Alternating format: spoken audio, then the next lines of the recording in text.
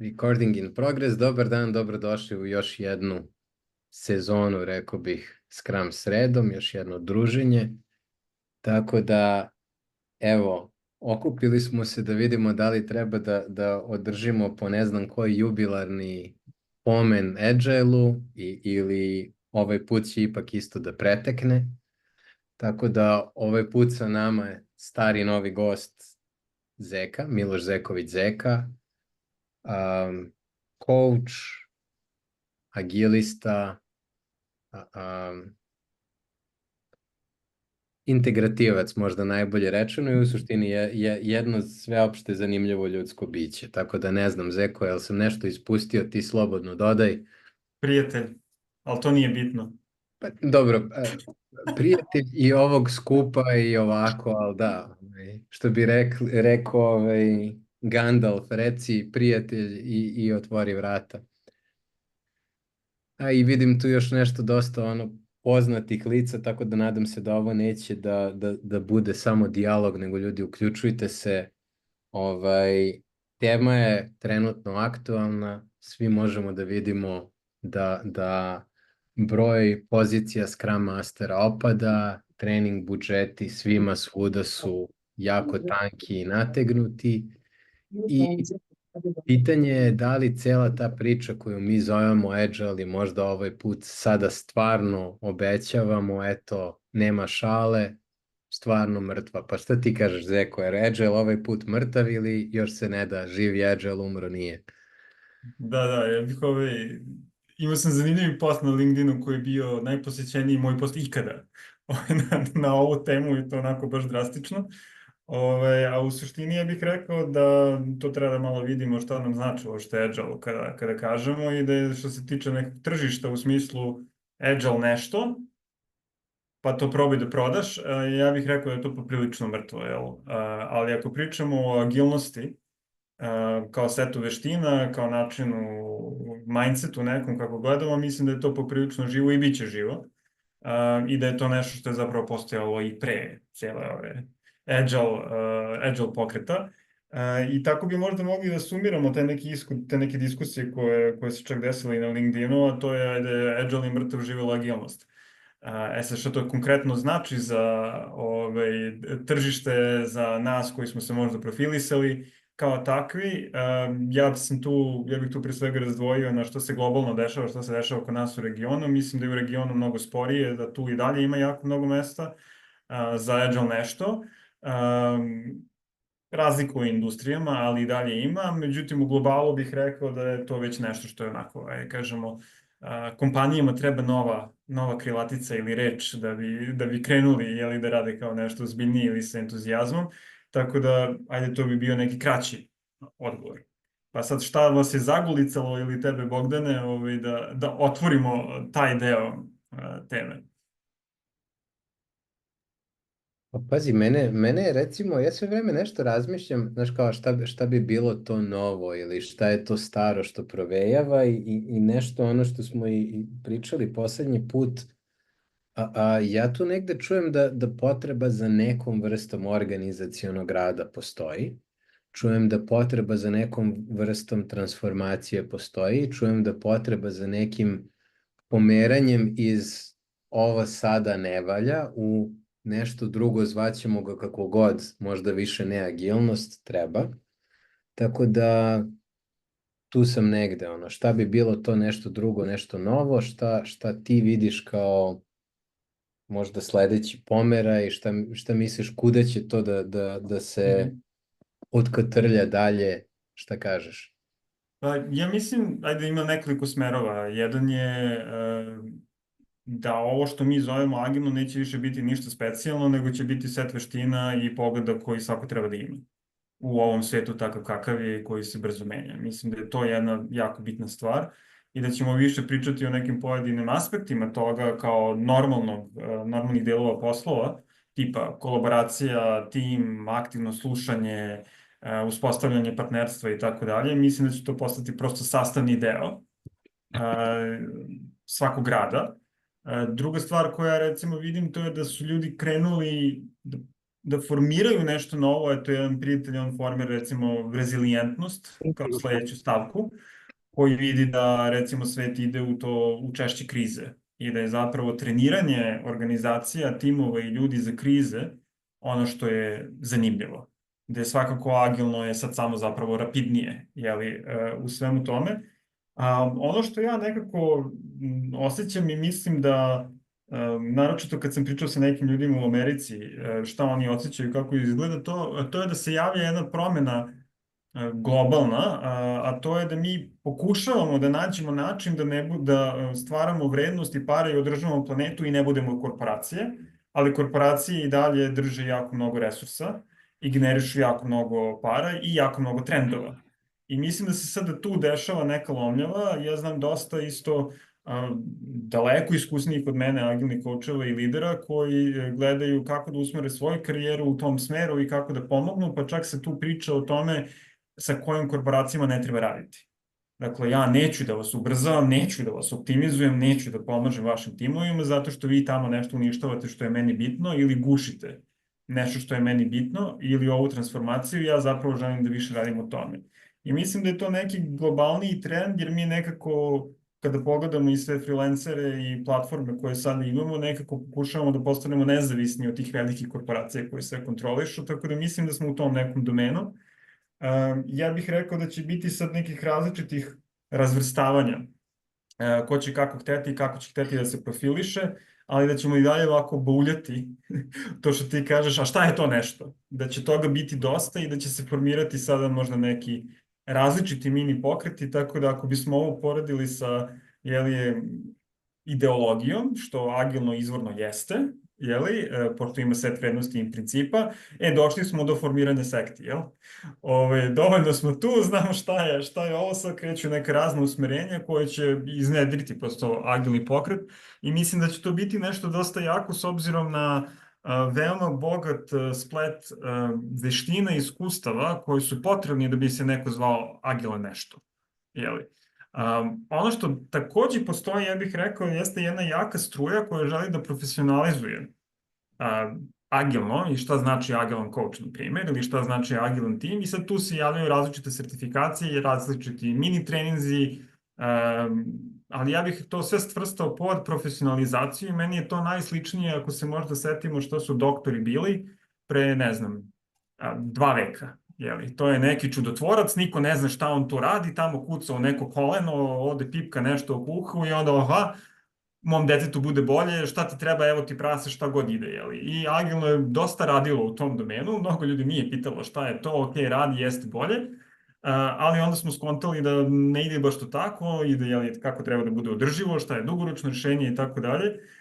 Pa je onda navrlo, pa su svi bili doktori, pa smo onda morali da imamo škole i da imamo sertifikate i tako dalje i tako dalje. I sad ono što bih ja rekao, to je da smo mi sada došli dotle da treba da se profesionalizujemo. Pitanje je da će agilno kao agilno ostati kao reč, ali mislim da je profesionalizacija neophodna zato što ima dosta neuspelih pokušaja iz različitih razloga, ali najviše ja bih rekao zato što mi kao agilni coachevi smo takođe tražili prosto uhlebljenje iza sebe i da mi nešto naučimo i da mi nešto probamo i rekao bih da tu nismo vodili dovoljno računa da li je sistem u koji ulazimo spreman za tako nešto i da ako nije mi kažemo ne.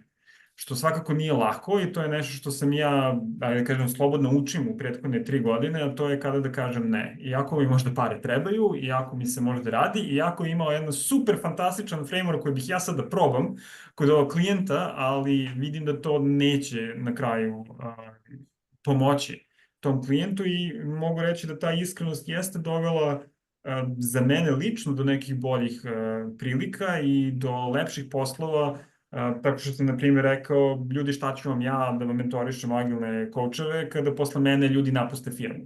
Ako niste spremni da se reorganizujete interno i da nakon mene ti ljudi mogu da se razvijaju i primenjuju to što su od mene naučili, nemojte mene uzimati. Kao pucat ćete sebi u nogu za godinu, godinu i po. I sad možda ovako zvuče egoistično, egocentrično, ali to jeste zaista moje iskustvo, da u većini slučajeva kada uđemo i pokrenemo agilne timove, a organizacija se ne agilizuje, ti ljudi pobegnu. Za godinu, 2, 3 nakon izlaska nekog eksternog, Oni pobegnu, kreću da traže po tržištu, kreću da budu razočarani, na što nailaze i onda krećemo u neki ciklus ili iseljenja ili gunđanja ili daj da probam ja da osnovim svoju firmu i tako dalje. Mislim da je ovo treće možda i najlepše i ja bih voleo da zapravo to bude neki krajnji rezultat, da svi mi postanemo sposobniji u formiranju stvaranju vrednosti svojih firmi i da više doprinosimo kroz to, a ne kroz neke velike sisteme na koje smo naučili.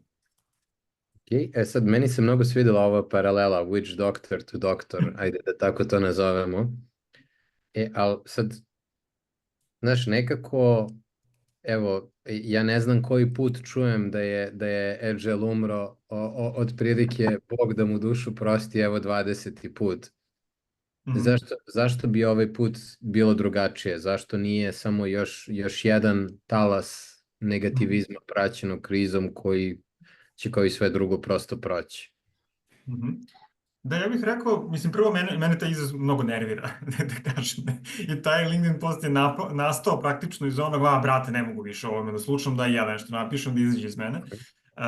Sa jedne strane, sa druge strane, ja mislim da stvarno kao pokret to neće nikad umreti zato što je svet takav kakav je. Mislim, mi idemo u kompleksan svet, u brži svet sa raznim promenama i tu prosto mislim da agilnost je neophodna. Kako će se ona zvati, to je druga stvar. Sad, da li je on, mislim da ono što jeste veća razlika, to je što više zato što ste agilni ne može samo to da prođe. Zato što ljudi hoće da vide plan, hoće da vide case studije, hoće da vide šta si ti postigao, koji je impact, zašto se to radi i mislim da to što smo mi malo i napravili neke fetiše od kolaboracije, od tima, od agilnog, od tako nekih stvari, customer centric i slično, da ljudi počinju sada i klijenti pre svega se pitaju, a zašto? Ok, sve je to lepo i nama će biti lepo, ali šta ću ja da radim sa profitom, šta ću ja da radim sa ovim drugim i kakve to veze ima, jer ja treba da opravdam i sebi i drugima i na kraju krajeva da formiram plate za te ljude koji će raditi i kojima će biti lepo. Mislim da smo tu dosta došli i kada se to spoji sa krizom koja postoji na mnogim tržištima, ta sad kriza pritiska i ona kaže ne možete više da se igrate, jeli? I tu mislim da prosto i mi kao pokret moramo da se uozbiljimo za neke stvari, jer se zapravo to sada i očekuje i nisu više uslovi možda toliko povoljni kao pre iz različitih razloga. Tako da ja mislim da definitivno jeste drugačije. Vi imate i Scrum Alijansa recimo je naručila istraživanje tržišta na kome su našli da se recimo većina Scrum Mastera ili Product Ownera gubi svoje pozicije kao biznis analistima i slično zato što zapravo ne ume da objasni kako oni doprinose. I onda smo recimo imali uputstva sa Scrum Alijanse koja govore o tome ako ste Product Owner, molim vas da znate šta radite sa tržištem. Koja je analiza tržišta, ako sam uzeo ovaj feature, kako se on odrazio na tržište, zašto sam ovako prioritizovao, ne ovako prioritizovao, jer kad vam dođe biznis analiza tržište, jeli, i kaže sve to umesto vas, sa sve brojkama, on će da zadrži posao, ne vi. I tu mislim na ovo da smo se mi malo onako, toliko lepo zvuči ovo, mi smo svi, ja bih rekao, ljudi koji smo se našli u ovome, koji pre svega vole drugi ljude, i želimo da stvorimo uslove koji su mnogo bolji od onog nekog klasičnog posla i mi smo jako izraženo imamo tu humanističku crtu, ali ona nije dovoljna prosto, jeli, nego tu humanističku crtu moramo da uparimo sa nekom pragmatičnom koja ipak imate korporacije, imamo organizacije koje rade na novac, to je prosto kako smo organizovali, jeli, današnje društvo. To se treba da se upari da bismo mogli i da imamo poslove kao eksterni coach kao ja ili kao privatni ljudi, jeli, kada hoćemo da se zapošljavamo, jer više ljude to neće toliko interesovati. Interesuje ih šta ste vi s tim uradili, koji je to impact, kako ti to meni možeš da pokažeš i kako to izgleda. I mislim da je to i neko vrsta sazrevanja, dakle, ko zna onu krivu, jeli, crossing the chasm, prošli smo entuzijaste i prošli smo early adoptere, i zaista idemo u ono zrelo stanje tržišta u kome se prosto traži se dokazi, traži se kako ovo radi, traži se da to ima rezultate, da je to povezano s onim što ljudi hoće i traži se da mi govorimo jezikom koji govore naši klijenti, a ne da ih mi učimo novim jezikom. Ja mislim u svaku organizaciju koju sam ušao mi smo na kraju pravili glosari, rečnik. termina da bi ljudi mogli da se snađu i onda mi njih učimo nešto što je recimo nešto što je zaista prevaziđeno u prodaji čak i krajem prošlog veka. Dakle, da ne učite vi klijenta, nego klijent uči vas. Vi se prilagođavate klijentu, a ne klijent vama i to je nešto, evo baš smo si Josipa i ja jednom privatno dotakli te teme, kako mi kao agilisti govorimo da treba da biti customer centric, treba mi da se prilagodimo i sve to lepo stoji, a mi sami učimo klijente novom žargonu, novim načinima i tako dalje, umjesto da se mi prilagođavamo njima. Možda dobro sad ono vreme kad već pomenu Josipu, ali i ostale ljudi, a šta vi kažete, gde ste vi sa celom ovom pričom? Meni nešto lično, iz nekih ličnih razloga, cijela ova ideja profesionalizacije greje srce, što nekako vidim da profesionalnije okruženje može značiti jasnoću i recimo benefit toga da stvarno razumemo da Scrum Master nije samo to set termina, nego neko ko ozbiljno razume stvari koje radi, da ne znam, product owner što reče nije neko ko samo slaže kockice, nego i tekako mora da razume posao svog domena i nešto što osjećam da propagiram i u okvirima organizacije sa kojom sam trenutno. Tako da, mislim, nama je u Scrum.org-u valjda sve živo, pre svega kršteno profesionalno, ali to je sad malo i nomenklatura, ali nešto i onako suštine iza toga. Ali opet, kažem, nazad, ljudi, gde ste vi ostali, šta vi vidite, kako izgleda tržište za vas, šta se dešava?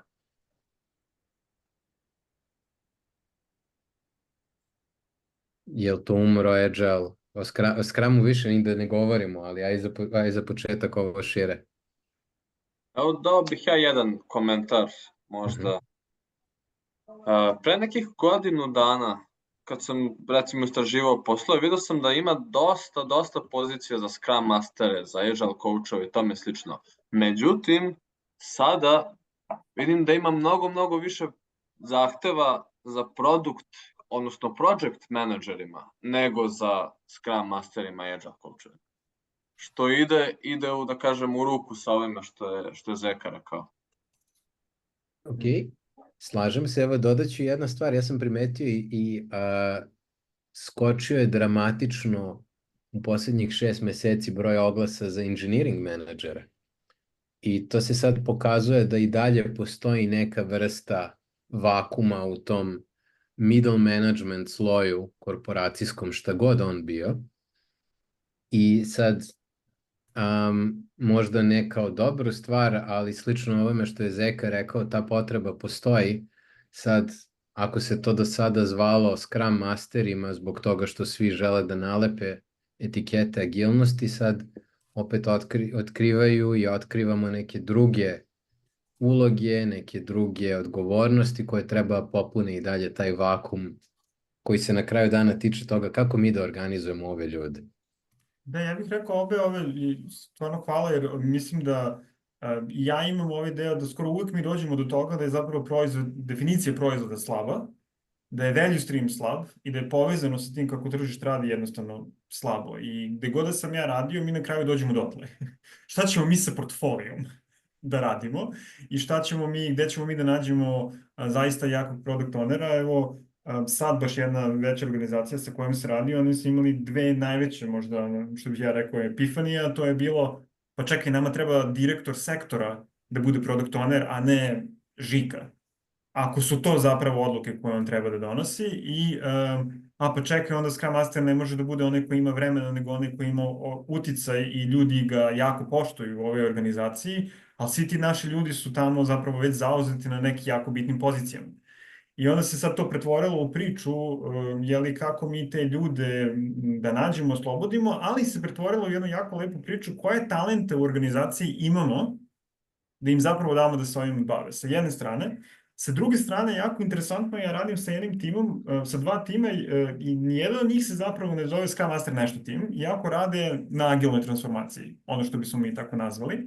Jedan se zove strateški tim, a drugi se zove transformacioni tim. I sad ovo transformacionalno možda malo bliže, ali meni je posebno interesantan ovaj strateški, zato što zapravo organizacija želi na strateški način da se menja i da se razvija i da se promeni i drastičnije, da unapredi svoje interne procese i organizaciju. I prosto ja kad sam pogledao opis, sistematizaciju posla, ja sam samo rekao, ali vi ste napravili fuziju između delova product owner uloge i jednog dobrog agilnog coacha na organizacionalnom nivou. To je što piše u opisu posla člana strategy tima. U tom smislu mislim da treba voditi računa da apsolutno potreba postoji, kako će se zvati, to je sad drugo pitanje, kako ćemo o tome pričati sa klijentom je isto drugo pitanje. I ovaj deo sa engineering menadžerima, da, tu postoji vakum, ali postoji jedna klackalica, ja bih rekao, između toga na koji način se nešto rešava. Jer obično ono što ja vidim to je da kod Scrum Masteri ne uspu, zezni ti to, daj ti engineering menadžere i lead inženjere i tako dalje. I mislim da su ta dva koncepta opet pokušavaju da reše isti problem, samo su pristupi drugačiji. Dakle, da zaključimo, potreba je definitivno tu, kako će se zvati. Mislim da sve manje i manje Scrum nešto i Agile nešto, nego će prosto pričati o potrebama i problemima koje imamo. Ja sam možda malo više entuzijasta, ja mislim da je to sad samo trenutno zasićenje tržišta, ali nije ni prvo ni poslednje i mislim da je to samo sad ono mala konstrikcija, pa će kad opet krenu stvari na bolje, ako opet krenu na bolje, ne bih katastrofizirao, opet će se javiti slične potrebe i opet će se javiti slično otkriće. Pa mislim, gomilu stvari koju mi pričamo iznova otkrivamo, kao što ti već reče. Da, ja se apsolutno to slažem. Ne treba ništa ni paničiti, ni katastrofizirati. Zapravo treba da se mi profesionalizujemo jače i da jasnije pričamo klijentskim jezikom šta radimo i šta hoćemo sa njima da radimo. Mislim da je to rešenje, a ovo je maltene kako će se to zvati. Meni je to sve manje i manje bitno, iskreno, i ja polako počnem da se profilišem van toga. Prosto želim da pomognem liderima koji hoće da stvore nešto novo. Šta je to novo, ne znam, ajde da vidimo, i da li je agilno ili nešto iz agilno može da pomogne, nemam pojma, zavisi od toga šta hoćete i gde ste sada. U tom nekom smislu, agilno mi je apsolutno dalo set veština i pogleda da mogu sa bilo kojem od tih pitanja da se bavim, ali nije nužno rešenje, uvesti Scrum ili Kanban ili nešto treće. Ja bih ima nešto da dodam. Ja se zovem Goran, imam prvi sastanak ovde, tako da ne znam, vidim vi se sastajete češće, tako da drago mi što vas čujem.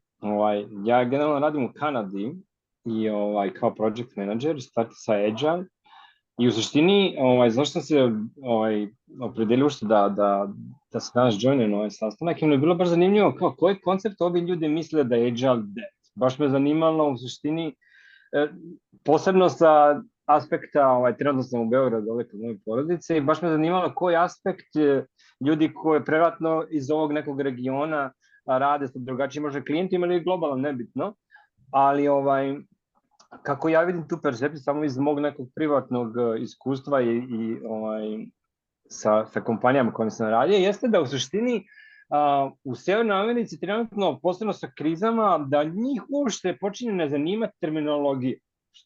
Oni kažu, slušaj, tebi organizacija na prvom mjestu, kako ćeš ti u suštini tvoj approach tome biti, to je sekundarno. Ti konstantno treba da budeš spreman da evolviraš na nešto, šta god da je to, i po meni to nikad neće umreti, ali to je neki skill set koji ti imaš. Njima treba, kad kažem njima, mislim na kompaniju ili na određeni projekat, samo što sam ja primijetio, na primjer, da u krizi, da većina se organizacija vrlo lako, zavisi se, govorimo o nekom manjem projektu i većoj organizaciji ili budžetima ili ne znam kakvim planovima, imaju tendenciju da shiftuju to sve na jednog čovjeka ili na manji tim. Tako da ta Agile, što je neka, mislim da si ti rekao, kako se zoveš, Zeković, Miloš, da u suštini će to postati neki, barem prema mojom mišljenju, kako vidim, kako dolazi, da automatski ne gledaš ti kao da li ti si Agile master ili ne znam Scrum master, ti to treba da budeš kao default znanje neko, koji bi treba svaki member of tima da ima isto tako. Naravno, treba neki lead svemu tome, ali ne više da sad ti imaš nekoga koji je samo to agile i kao ostali se nešto ostali rade, imaš jedan koji ih izvršava. Više postaje nekako, nemamo, bar ja nemam tu neku određenu sliku koja je sada kao neki recept, ali u Kanadi posebno i sradnim sa klijentima u Sjedinjenim Američkim Državama, oni imaju tendenciju da slušaju tebe ako imaš već određeni portfolio, da s njima radiš, da znaju da oni bi prihvatili šta ti imaš da daš. Kako će to se zove, ja stvarno ne znam, ali skill set je tražen. I projekat mora da završi sa kako će se biti organiziran, straight kroz, više mi liči da se vraća na hybrid neku verziju, nego uopšte agile, što je bio naš waterfall or something like that. Ili nešto tako. Tako da to je moje neko mišljenje, baš me zanimalo da vidim, jer ja ne smatram da je kao agile, kao možda zanimanje, agile coach može da bude po meni nekako stavljeno u stranu kao nešto big deal, ali skill set samo da bude upakovan, ljudi će mora da imaju to. Sad neće ga biti samo kao jedan tim, imaće još dodaljene neke, jer mi se čini da ja radim u softverskoj kompaniji da imaju brze isporuke i delivery mora da bude što brže. I oni su sad skapirali da taj agile njima je nekako sporčan. Nema integraciju između nekih drugih departmenta koji nisu srodni tipa neko sales ili ne znam nije šta. Skroz počeli su da miksuju to, gdje sam ja trebao nekoga se prilagodim šta oni hoće u suštini stavljaju jedan put kao taj salatu svega živoga, kad sam ja kao naučen da radim ovako.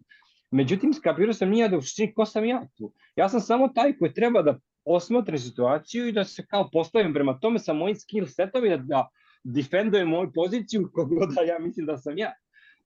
Tako da ja mislim da agile, da ne bi se nešto dužio prvi put, mislim da neće nešto, uvijek je za posao agile potreban, samo će biti nekog drugog oblika i možda manje treninga za agile coachove, to je moje mišljenje, jer već sada se ne traži toliko da, kao smo imali neke kompanije koje smo tražili kao eksterno, to se već sve interno završava, sa AI također vjerojatno dolazimo u novu fazu sa nekim dodatnim automatizacijama što je ušte bio dio agile procesa. Tako da to je neko moje mišljenje onako i hvala vam što ste me slušali. Hvala tebi što si podelio. Mislim da je jako interesantno dobiti iz Severne Amerike. Recimo, moje iskustvo ovde je da kompanije koje imaju centrale na zapadu su prve išle u liferovanje svega Scrum Agile kod nas i znam nekoliko svojih učenika koji su na taj način izgubili posao iako su stvarno sjajni i stvarali su rezultate. Prosto došlo je, ako se neko tako zove, kreši. Sa druge strane, ja mislim da je ovo tržište i dalje iza i Evrope zapadne i Amerike i tekako ima. Ja mislim, ja radim sa kompanijama koje tek sada ulaze u agilno iz tradicionalnog i apsolutno tu ima posla, jeli kako to izgleda. Tako da bih ja rekao da smo mi još i najmanje pogođeni ovim talasom. Ali u smislu da vi sada, mislim, bi postojalo neko zlatno doba, pričao sam ja sa ljudima koji su bili vrlo, vrlo rano u agilnom, kada su se velike pare dobijale na trening i tako dalje, to je prošlo. Znači, toga nema. Jeli, možda u nekim delovima, ali toga zaista ima sve manje i manje.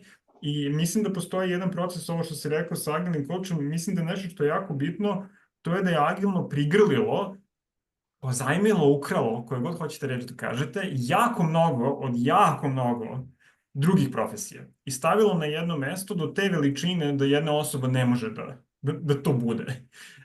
I sad mi to hoćemo da profesionalizujemo i mislim da sada dolazi do prirodnog nekog razbijanja tog modela, jer odjednom agilno je sve živo, jel?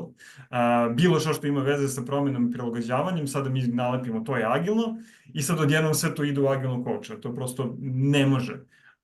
Jedna od organizacija, odnosno jednih pokreta kojem sam ja bio deo jednim delom, to je bio Agile Coaching Growth Wheel i dalje je to jako lep, ja bih rekao, alat da sagledate što se to potpada kad neko kaže agilni coach i ja uvijek kada ga koristim kažem nemojte ni pokušavati da budete sve ovo. Nego nađite neki deo koji zapravo odgovara i vama i kompaniji i onda usavršavate taj deo i mislim da će zato sa jedne strane početni treninzi i slično neće biti potrebe toliko da se dešavaju van firmi, a sa druge strane kad dođemo do specijalizacije za nešto, onda mislim da to ne može da bude tako široko. Nego idemo na coaching ili idemo na transformaciju organizacije ili idemo kako se skalira ili ovo što si ti pomenuo, to je definitivno nešto što se udara, to je ne želimo male ja to zovem multiplikovani Scrum. Znači, gomilu malih Scrum timova, nego zapravo želimo da organizacija liči na nešto što je Scrum, a ona podrazumeva pravljanje timova koji nisu IT, čak i ako je softverska kompanija, nego da su to timovi koji sebi sadrže razne ljude. Evo ja recimo pričam sa jednim osiguranjem i mi sada gledamo koji preduzimač rizika, koliko prodavaca, koliko ljudi koji zapravo razvijaju proizvod osiguranja treba da bude u timu i da li su oni stakeholder ili su tim zajedno sa IT-evcima i QA-evcima, da tu nikako ne izostavimo, neko ih izostavi i dakle zaista se pravi taj miks, a šta on radi? On uzme i krene da seče organizaciju iz onih tradicionalnih direkcija u nešto novo. I to je recimo nešto što ja mislim da će se i dalje tražiti, da i dalje niko nije baš usavršio skroz i to su takozvani scaling modeli. I to je nešto na što se sada, ja bih rekao, evo, ako gledamo iz Scrum Alijansu, ona se nekako usmerava na OKR-ove, na mini treninge, na skalirane frameworke, i to je, mislim, ono gde ima najviše vrednosti sada da se ponudi, a to kako jedan tim funkcioniše u Scrumu, mislim da je to sve više i više sad neki baseline koji se malte ne podrazumeva. Jel? Ali sad pitanje, evo vidim negde Ano, znam da ne tvrdim da čitam misli, ali evo... Reci, ne znam. Mislim, hoću, neću, pa... Evo da probam da li čitam misli, ali negde ti mi padaš na pamet, a to je ona priča, ljudi moji, ali mi kao vidimo 80% kompanija koje tvrde da su agilne, tvrde da primenjuju Scrum. Od tih 80%, verovatno 80% ga radi loše.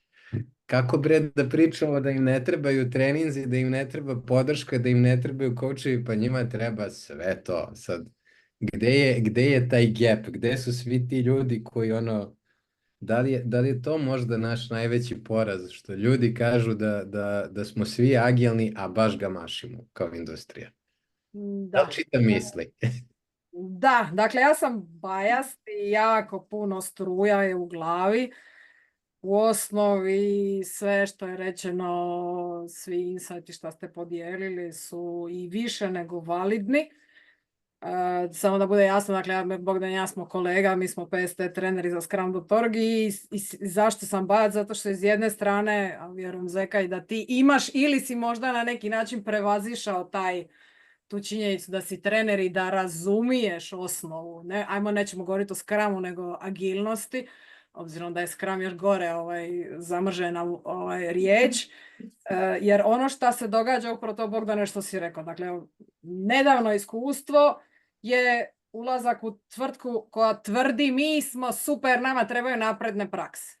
I onda se mi ubismo od toga, vidi, znači s ovima uopće nećemo prolaziti kroz osnove. Imate li vi slučajno retrospektive ili tako, ne, odmah ćemo mi pipeline, delivery, brzina, komunikacija s korisnikom, kakvi su vam backlozi, ovo ono. I šta smo opet zaključili nakon nekoliko dana s njima? Opet nemaju, i ne samo da nemaju, nego ne razumiju osnovne stvari. I u startu su rekli, ne, nama ne treba edukacija. I opet, dakle, ja ono što kao trener, konzultant, šta god uvijek kažem, ne možete očekivati od ljudi da znaju kako treba raditi ako ih barem malo ne naučite. I sad je multinacionalna kompanija, tim je razasut po svijetu, remote only, niko ne preuzima odgovornost, nemaju pojma ko pije, ko plaća, imaju gomiletinu ovih takvih rola, dakle delivery menadžera, engineering menadžera, i ti kad te ljude pitaš šta vi u stvari radite, oni doslovno vuku konce svega i nitko drugi se bez njihovog aktivnog involvementa i dnevnog mikromanagementa ne zna maknut.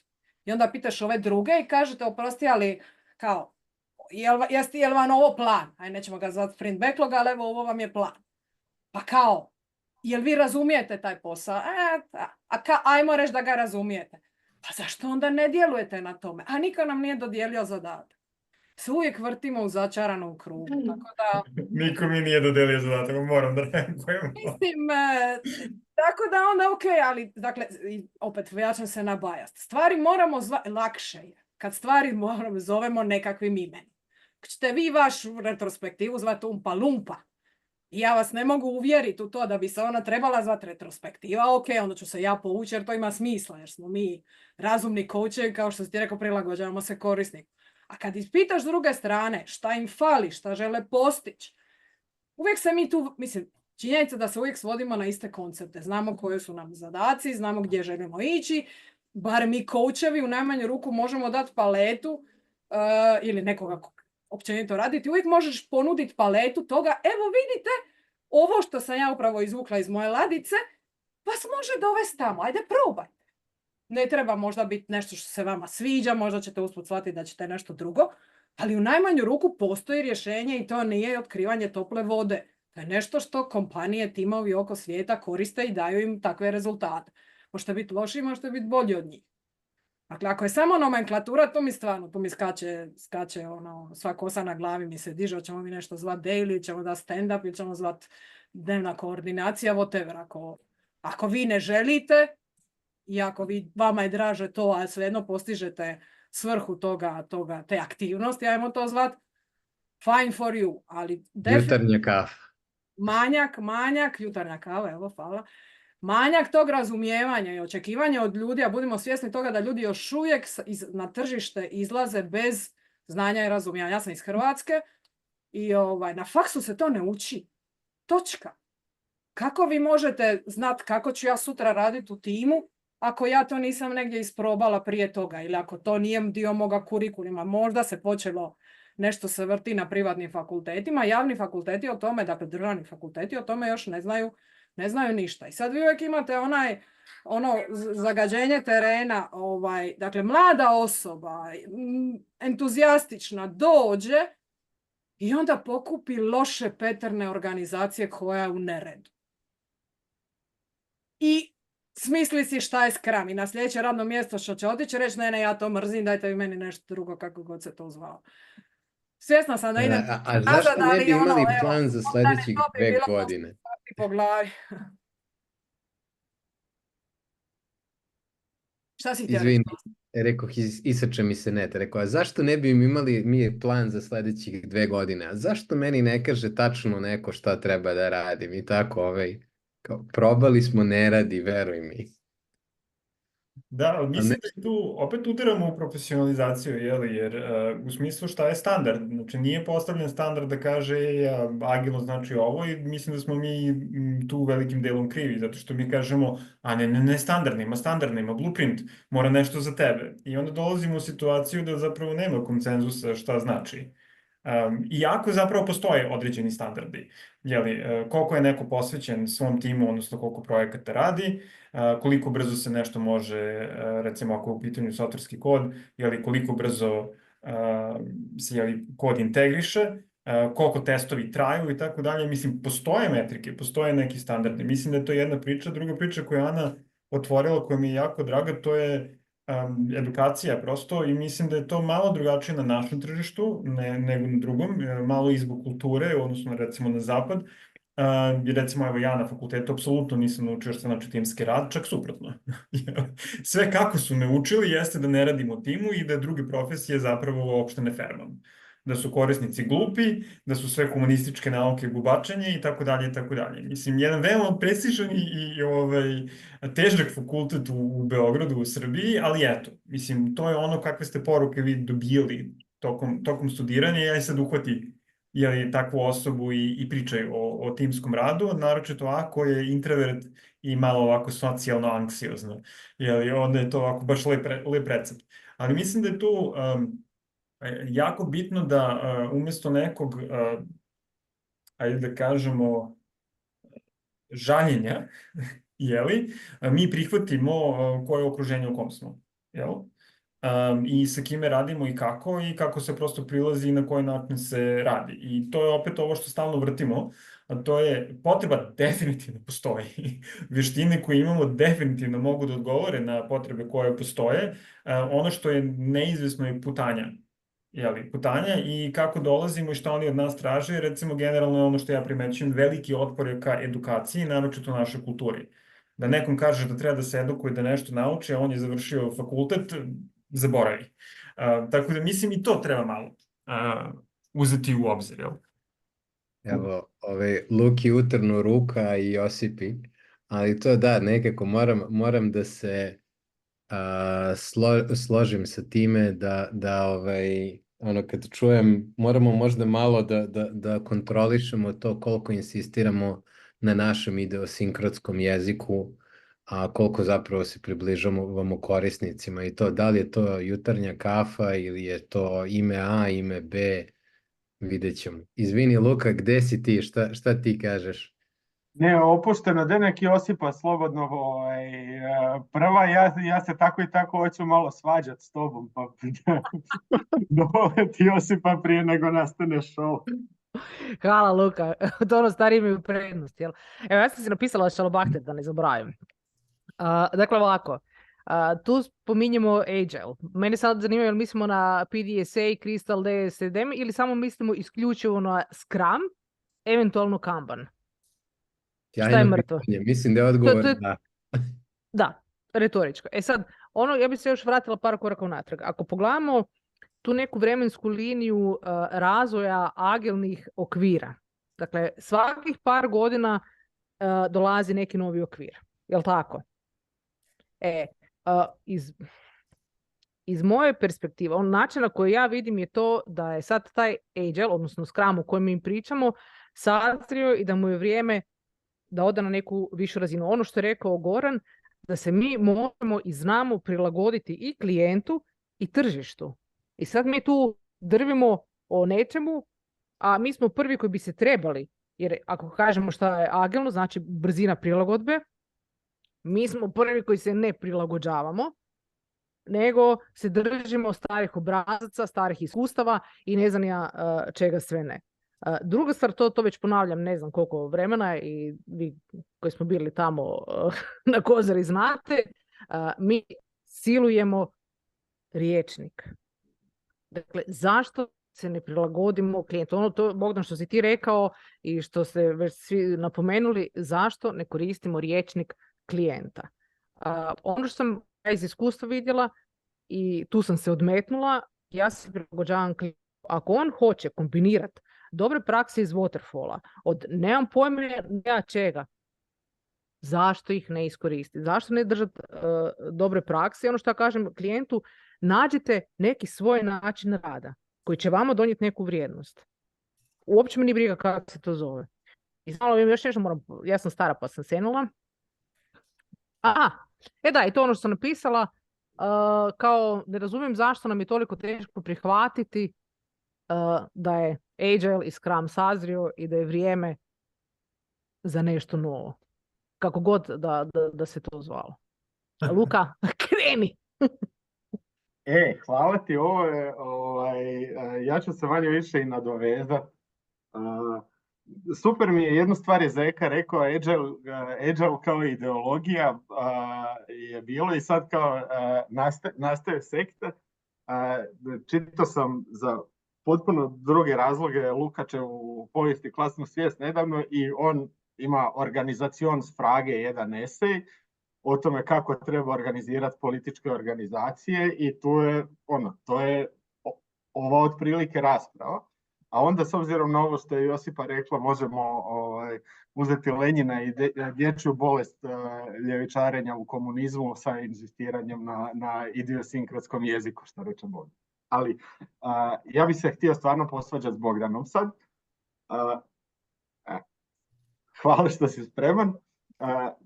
Na šta, rekao si ovo, kao 80% firmi kažu da su agile, a zapravo nisu, i onda iz toga izvodiš posljedicu da to znači da im treba trening. Ja mislim da upravo ne. Koliko se ja sjećam, prije jedno 4-5 godina je Svjetska banka objavila neki izvještaj gdje je pisala o poslovima budućnosti i gdje je Scrum Master bio na visokom 4., 5. ili 6. mjestu od 10 nekih top zanimanja budućnosti. I znaš, kad to postaviš tako iz jedne kao ozbiljne institucije, onda te ne čudi da imaš poplavu radnih mjesta koja se zovu Scrum Master i da firme zapošljavaju Scrum Mastere samo da bi pokazale da i one idu u korak sa trendovima. Ne? I tako imaš zaposlenu hrpetinu, prvo su bili Scrum Masteri, onda su kasnije došli, koliko ja pratim, u zadnjih par godina je bila isto tako i eksplozija zapošljavanja i angažmana agile coacheva za agilne transformacije i onda čitava ona priča oko certifikacijskog buma, bla bla. Naprosto mislim da je do neke mjere, ne kažem da je to isključivi razlog, ali mislim da ima sa razine menadžmenta, sa razine sa koje se upravlja strategijama korporacija, da je to i neki prodajni, marketinški, ako hoćete, moment da kao sad je agile buzzword, evo i mi smo agile i super.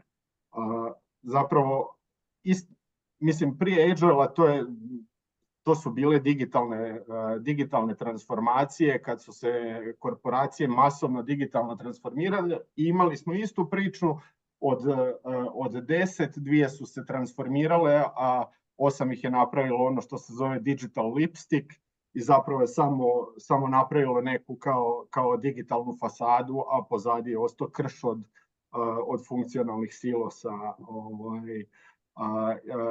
i tehnološki i u vidu poslovnih procesa. I kad ti imaš korporacije koje zapošljavaju zato da bi imale na LinkedInu ne znam koliko zaposlenih agile coacheva, Scrum Mastera, Product Ownera, da se vidi na company page, onda je pitanje koji ti ljudi imaju leverage u tim organizacijama i zapravo do onog što smo u praksi vidjeli da na razini timova pojedinačnih se još nekako mogu napraviti promjene, a čim kreneš iznad razine tima nastane neki fight, ljudi dobivaju otkaze, ljudi daju otkaze, onda spin-offanje i tako dalje. I još jednu stvar bi samo htio reći, oprostite što ovoliko davim, koja isto mislim da je usko vezana, a to je pitanje kompozicije našeg, ako pričamo o IT-u, ja opet radim više van IT-a nego sa IT-em, ali ako pričamo o IT sektoru, pitanje kompozicije IT sektora kod nas u regionu, Jugoslaviji ili jugoistočnoj Europi, name it however you want, a to je da imamo jako puno firmi koje su zapravo professional services, koje nisu produkt firme i koje ne upravljaju svojom strategijom, nego koje imaju nekog key stakeholdera koji je zapravo naručitelj tog posla koji se radi i koji ima pretenzije i čak i da je firma savršeno posložena i da u firmi nema tendencija ka mikromanagementu, bla bla, imaš key stakeholdera koji o čijem plaćanju fakture ti ovisi čitav jedan department ili dva i kojeg moraš slušati i koji ti izvana remeti procese i onemogućuje da postigneš to neko željeno agilno stanje. Tako da, eto, thanks for coming to my TED Talk. Pazi, ja što volim kad se ne slažeš sa mnom, sve si u pravu, čoveče. Ja ne vidim još gde se posvađa smo, no izvini, evo, Gorane, slobodno, uskači. Nisam nešto posebno ti. Ili ja Goran ili ima još neki Goran? A ima dva Gorana. Ima još jedan. Da. Pa, kao i moj imenjak Goran, nisam ranije učestvovao previše u ovim razgovorima, ali bih dodao nekoliko stvari. Prvo bih krenuo, pomenuli ste edukaciju. Ja sam igrom slučaja održao neko kraće predavanje o agilnim metodologijama razvoja softvera na fakultetu, tehničkom jednom fakultetu. samo igrom slučaja zato što je moj prijatelj profesor i onda me pozvao kao ti nešto znaš o tome i kao ajde da pričaš. I pozvao me na predavanje kod njegove koleginice koja je jako volila iz nekog razloga waterfall, ne znam zašto. I u njoj je u glavi bilo da odnosno naši coachevi, oni govore kako je agile zamjena za waterfall. To je po meni potpuno pogrešno. I onda je ona svo vrijeme meni upadala kao, ali nije ni ovo loše, nije ni ovo loše. Na kraju sam ja rekao, nije loše, samo je druga stvar, ne radi se o istim stvarima, totalno je. I mislim da je prva ta stavka gdje mi, odnosno ta agile industrija koju smo pomenuli, ta coaching industrija predstavljala agile i taj pristup kao rješenje za sve. Znači, direktora boli glava, agile, sve će da bude dobro, ne znam. Dvoje se posvađaju u timu, agile, riješit ćemo konflikt. I to je isto stvar koja je dovela do ove propasti. Znači, agile nije rješenje za svaki problem u kompaniji. I onda nekoliko tih, pored toga što su kompanije sad, što je kolega rekao, kompanije su bile željne tih sertifikacija da bi se da bi bile bolje na tržištu i sad kad više nema para, pare su skupe, sad ćemo da sjećemo. Glavni problem po meni je taj mindset i na našim prostorima, bar u onim kompanijama s kojima sam ja imao kontakt, to je da ljudi nemaju taj agilan mindset. Znači, ajde da probamo da se prilagodimo onom čime radimo i da se prilagodimo, da poboljšamo našu poziciju u firmi, ako ništa drugo, u smislu da nam bude lakše da to uradimo.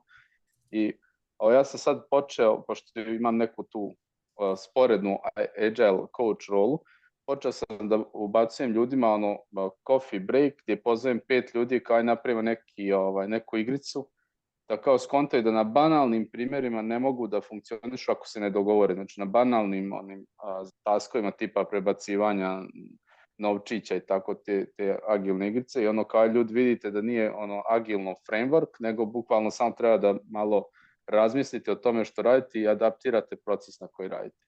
I mislim da je tu glavni fail od tog coachinga, gdje mi ljude učimo frameworku, učimo svemu, a na kraju oni failuju u tim osnovama nekim.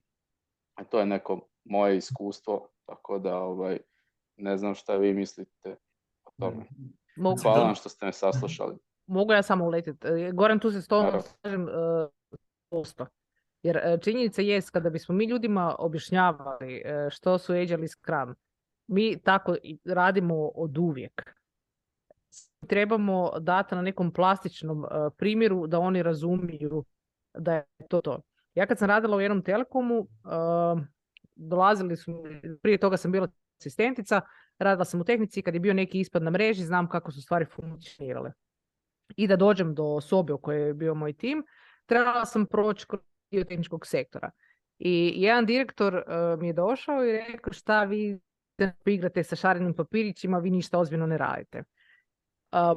To je meni bio znak da on uopće ne razumije niti što je Scrum, niti što mi radimo. I ja sam njega pitala, aj sad ti meni reci, imamo ispadne mreže, šta vi napravite?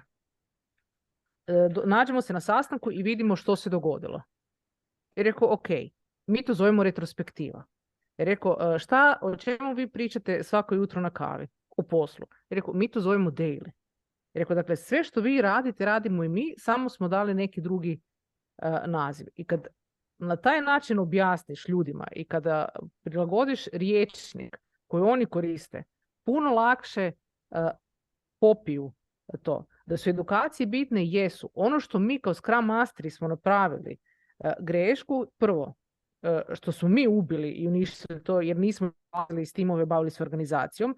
Drugo, nismo objašnjavali stakeholderima niti managementu koju vrijednost što donosi, jer možda sami nismo razumjeli. I napravili smo to što smo napravili. Mi ne razumijemo. Mi smo ušli u te uloge, ušli smo u te cipele bez razumijevanja. I kako ćemo mi onda širiti dalje nešto? Kako ćemo mi držati edukacije, podučavati druge ljude ako mi to ne razumijemo? Nikako. I onda smo tu gdje jesmo. Meni je ovo super si ovo rekla, ono, kako mi se povezuje s ovim što je i Goran rekao, to je da ja bih rekao, ne treba da edukujemo, treba zaista da budemo coachevi, zato što ljudi imaju agilni mindset inherentno jer su ljudi. I tu možete čitati recimo Tobiasa Mayera, Ancient Scrum i slično. Znači, ponašanje koje smo mi stavili u softveru i nazvali ga agilnom, onda se proširilo na sve drugo, i mindset koji tu postoji oduvek prosto u ljudima. Ja bih onda tu rekao ovo što je Josip, ja bih samo malo izmenio i rekao, ne da oni to svare ili popiju, nego da oni prepoznaju. Jer to je nešto zapravo što je jako logično, ali nije primenjivano ili nije primenjivano na taj način ili uz taj rečnik na poslu. A itekako ljudi imaju taj kapacitet i to mogu da razumeju i primenjuju. Sad, koji stepen, u kom životnom domenu, to su sad već, da kažemo, druge priče. I mislim da je jedan od najvećih problema koje mi, kao, ajde kažemo, neka zajednica, pravimo jeste da postavljamo se u tu edukatorsku ulogu. Postavljamo se u ti ne razumeš, ja ću tebi da objasnim. I nekako lamentiramo na tome kako oni ne razumeju i kako kad bi oni shvatili naš posao bi bio lakše. I tu mi dolazi do jedne, to je budistička priča o ženi koja je došla do mudraca koji je prosvetljen i sa mrtvim novorođenčadom i rekla šta mogu da uradim da dete oživi. I mudrac kaže, evo ovako, idi, rekao, evo ti čaša i hoću da napuniš ovu čašu vodom iz kuće u kojoj nikada nije niko umro. I žena krene, po svakoj kući i naravno za 3-4 nedelju dana shvati da ta kuća ne postoji.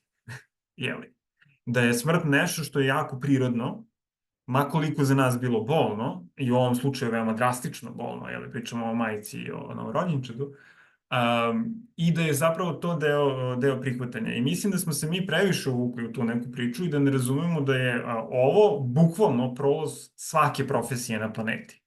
Ovo sada što mi pričamo i što mi kao profesionalci nečeg što je zaista novo prolazimo i kako tržište prolazi kroz to je apsolutno svaka profesija prošla. Sad, kako će to na kraju da izađe, kako će se to zvati, to je, ja bih rekao, druga priča, ali mislim da prvo treba mi malo da se spustimo na zemlju i da kažemo ništa nije ovo, ne znam kako, specijalno. Neko je lepo se dosetio da to skupi, stavi vrpcu i nazove agilno i sad da ne propovedamo to, nego da zapravo slušamo. Da zaista slušamo šta drugoj strani treba i kako da se mi prilagodimo tome. I tu mi se sviđa jedna metafora, to je da mi budemo instrumenti promene. Ne donosilac, ne neko ko objašnjava, nego ja sam instrument koji će, ta organizacija ili čovek uzeti u ruke da bi došlo do promene koju on želi i koju on vidi, a usput kada to imate, ovo što Ana kaže, onda oni sami prepoznaju. Pa ovo baš ne ide. Kada vide razliku, ali moraju pre toga biti u promeni ili želji promene, inače se bavimo farbanja. Oni bi da farbaju, a mi bismo da napravimo nešto, smo prihvatili da ipak farbamo. Pa se sad tu dešava svašta nešto. Ali Suzana, vidim, drži, a i Ana, tako da, Suzana. Evo me, hvala. Ja sam htjela ponuditi neku svoju perspektivu, znači ja sam godinama bila biznis analist u Telekomu, koji je bio zadužen ne za neki segment, nego ajmo reći za cjelokupno rješenje i za dogovor s timovima na različitim sustavima kako će se nešto napraviti. Nakon toga sam godinama bila project manager i sad sam, ajmo reći, još se to formalno ne zove tako, ali nekakav agile coach. Po meni je to sve jedno, drugo i treće vrlo, vrlo srodna, da ne kažem ista uloga. Znači, ono što se mijenja oko mene, kako ta organizacija ili organizacije funkcionira. Znači, nekad imamo organizacije gdje će ljudi zabijati jedni drugima noževe u leđa, pa ćemo biti oprezniji, skupljat ćemo malo više dokaza i dalje ćemo probati kolaborirati, i dalje ćemo probati raditi transparentno, ali ćemo, ajmo reći, biti oprezni. jer ne znamo gdje ćemo se okliznuti u svim tim ulogama. Isto tako, ako imamo nekakvu, ajmo reći, podršku od organizacije, onda ćemo biti malo otvoreniji, malo slobodniji u tome, onda ćemo disati malo punijim plućima. Ali ono što ja recimo vidim ko problem, znači kad gledamo nekakvu organizaciju koja ima x timova, neka su to Scrum timovi, oni mogu dobiti nekakvu autonomnosti i sve, međutim, ako ta organizacija nije agilna u svojoj srži, znači u smislu da ne ovisi jako o godišnjem budžetiranju, da je spremna se u letu okrenuti ako se prilike na tržištu promijene bez da menadžeri moraju nad tim mjesec dana sastančiti, onda tu možemo pričati o nekoj agilnosti organizacije.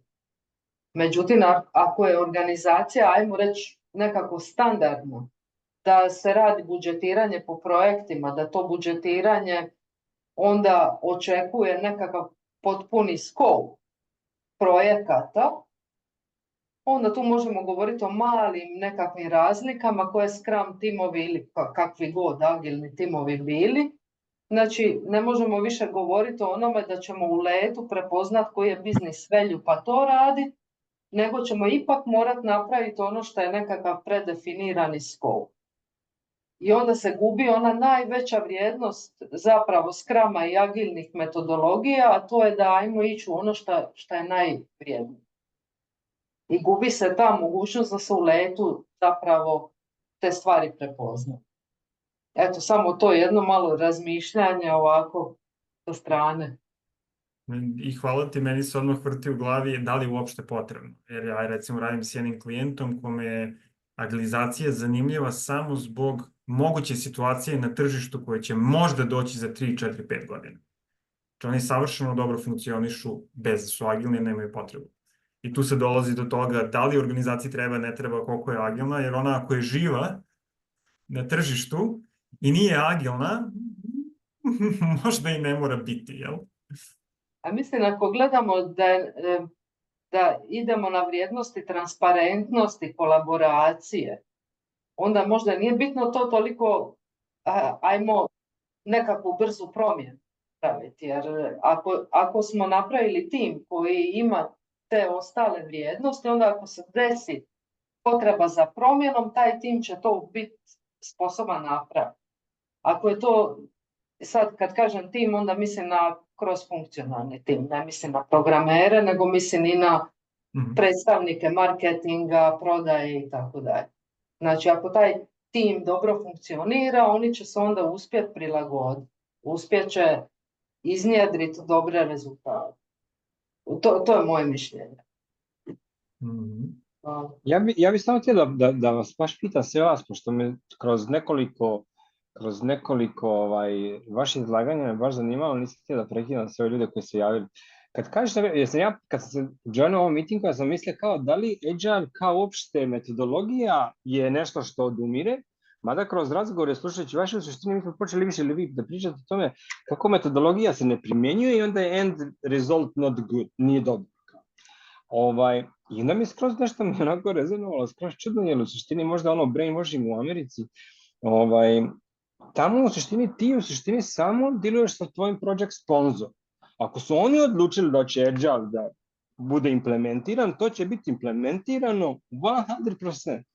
Ljudi će se izmijeniti šaplovat ko ne može pratiti to, zato što dolaziti si podržan od organizacije i ćao. To nema uopšte govora da to, zašto je failovalo, zato što se nisu nešto izvršili ili nije bilo podržano od gore. Taj čovjek ko ne može da pratite Agile, ne zna kako on ne može da usvoji. Ima da mu se kaže, nema on to nešto prepozna, ima da radi tačno tako po tim metodologijama i da prepozna kroz te neke logike, jer ima očigledno neke pozitivne stvari, aspekte kroz takvu metodologiju. Tako da nama nikad nije se desilo, čak nam je u suštini super, jer ti nađeš koji ti je flow u tvom timu i automatski ga represuješ sa nekim koji će ti digni standard i taj će proći. Jedino što ima projekata koji su ili timova koji nemaju toliko podršku sponzora ili key stakeholdera i onda u suštini imaš to da se to možda ne...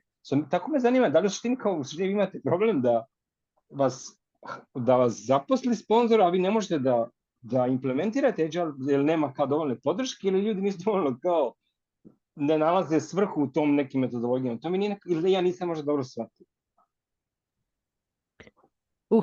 Nije ti odgovor ili. Da, pa vjerovao sam da je tako, ali tvoje u suštini izlaganje je bilo, nisam zaboravio sam ime, pošto piše Agile, Josip. Tvoje izlaganje je bilo to koje mi je pokrenulo prvo razmišljanje. Jebimo. Pa ne, nego me zanimalo zato što možda ja sam razmišljam s nekog aspekta veće organizacije gdje imaš više tvoje pomoći, jer kad imamo nekog sponzora koji automatski može da koriguje neku negaciju od ostatka tima, ja nisam taj koji veća je vjerojatnoća da će uspjeh biti. Ali gdje su vaši failuri od tom Agile failuri? To mi nije bilo jasno. Gdje je Agile najviše failure? Vidim da Ana ima ruku. Ana, mogu ja uletiti ili ćeš...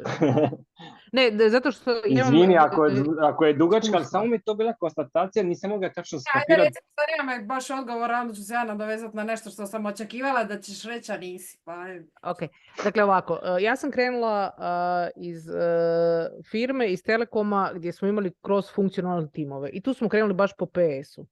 Dakle, što je to Scrum i to je bilo onako čisto. I tu sam ja testila svoje iskustvo. Otišla sam u drugu firmu kao Scrum Master, Delivery Manager, Team Lead, nemam pojma koji bullshit sam bila. Tamo nam se dogodilo to da je, dakle, 7 timova je radilo na jednom proizvodu. Jedino tim s kojim sam ja radila bio otvoren za kolaboraciju sa ostalim timovima, da se zajedno ujedinimo i zajedno radimo. Budući nije bilo transparentnosti i budući je firma bila ta, management je rekao mi smo agilni i to je bilo mrtvo slovo na papiru, tu smo se zaustavili. Ono što se nama dogodilo da smo mi prerasli firmu. Dakle, to je bio veliki problem. S jednim klijentom imam iskustvo koji me angažirao baš ovo, kud svi tu i mali mujo. Nas je klijent naš tražio da mi budemo agilni. I u razgovoru, kad su bile promjene u pitanju, ne, mi se ne želimo promijeniti.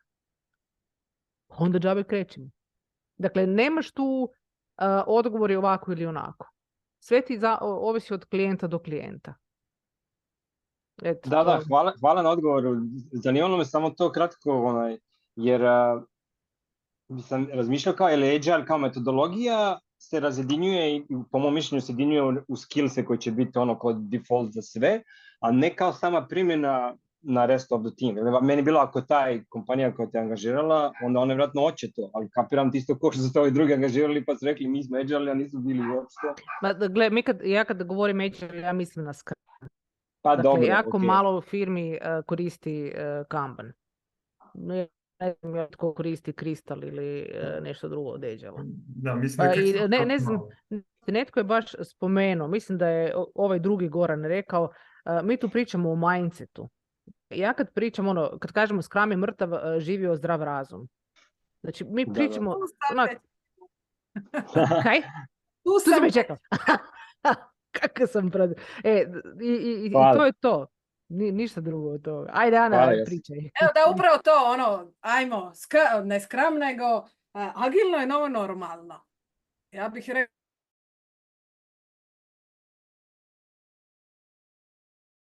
iz perspektive teorije i prakse.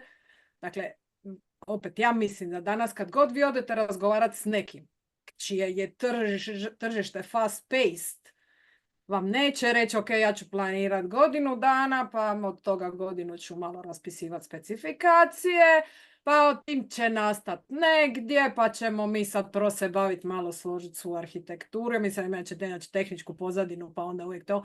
Pa znate, kako bi, onda kad ih pitate, mislim, niko vam to kao prvo neće reći. Svi su rekli, ok, prek sutra, brzi rezultati, profit. Ok, onda ih pitaš, ok, kako ste vi zamislili taj vaš projekt, proizvod, kako god. A to je komplicirano i teško, veliko je. Mi ne znamo od čega bi uopće počeli. Sad primjećujem da sam poprilično imam loš ton, ali nema veze. Dakle, da sam kritična. Dakle, onda je ok, najmanje moguće stvari. Šta vi mislite da bi prvo uspjelo? I onda ih pitate, a kad bi vi željeli da to vaš korisnik vidi? A odmah. Ok, ajmo se onda organizirati da vi uz malo planiranja, ili ajmo to zvat kako god, umpa lumpa, i malo razvoja, onda morate imati neki DevOps proces u pozadini, jer bože moj, to treba negdje živjeti, treba imati neki cloud, neki pipeline, whatever, i onda to vaši korisnici dobiju. I šta ćete onda napraviti? Onda ćemo pogledati kako oni to koriste i onda ćemo idealno nešto s tim napraviti. I onda se opet svodimo na basic. Dakle, ja bih se iznenadila i u svojoj praksi stvarno nemam iskustva u kojem gdje vi kad ulazite u organizaciju ili klijent će vam neko opisati da želi da njegov setup izgleda drugačije od onoga što mi zovemo agilnost. Tako da to je prva stvar. Zapislivala sam Josipa. Onda, dakle, s druge strane ovo što ste rekli, ok, idemo ih pustiti da nauče. U koliko prilika mi stvarno, ako smo vanjski konzultanti koji smo vrlo vjerojatno priced, neću reći overpriced, ali nismo jeftini, imamo prilike stajati sa strane i pustiti ih da farbaju bojicama, mi u stvari mislimo da njima treba AutoCAD jer rade nešto pametno. Rijetko gdje će vas neko tolerirati bez da krenete, odnosno uz toliko toleriranje, ajmo to nazvati iskustveno učenje. Prvo oni moraju osjetiti bol, da bi onda rekli, ok, nama treba nešto. To kogod ima takvu priliku, to je super. Ali rijetko kad je kao, ako stvarno govorimo o poslu, to stvarno istina.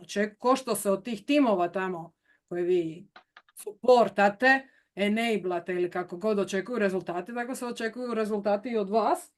I onda još jedno pitanje, koliko nas, Josipa i ja smo imali jedno zajedničko dijeljeno iskustvo relativno nedavno vezano za rad sa organizacijom i menadžmentom, ako vas pozove neko da radite sa razinom timova i ako čak i shvatite vrlo brzo da timovi nisu problematični, jer timovi nisu empowered, ovo što ste vi, Suzana, govorili, dakle, tim ako shvati da može i hoće i nalazi se u okruženju u kojemu to organizacija daje i kaže, ajde, evo vam sve, to je super.